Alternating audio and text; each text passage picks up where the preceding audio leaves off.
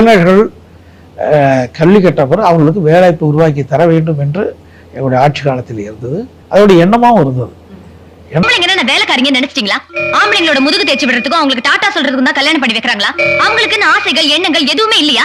இருக்கு. டெல்லிக்கு பக்கத்துல வச்சிட்டோம்னா அவன் கொடுக்கக்கூடிய முழு அதிகாரத்தையும் முதல்ல நம்ம வாங்கிக்கிட்டு மிச்ச மீதிய பூரா பக்கத்துல இருக்கணும் பூரா கொடுக்கலாம்.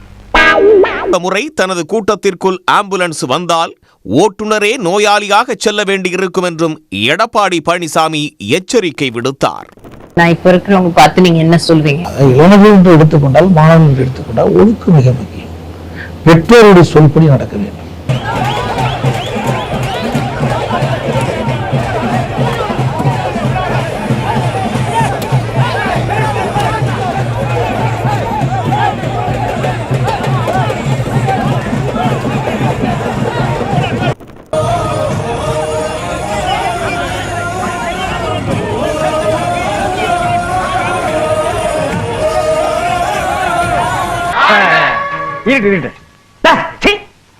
போக்குகளா 500 ரூபாய் கொடுத்து 6,000 மானம் வாங்கி போடுங்கிறான்னா எங்க குப்பை தொட்டி கிடந்து போடுறீங்களா?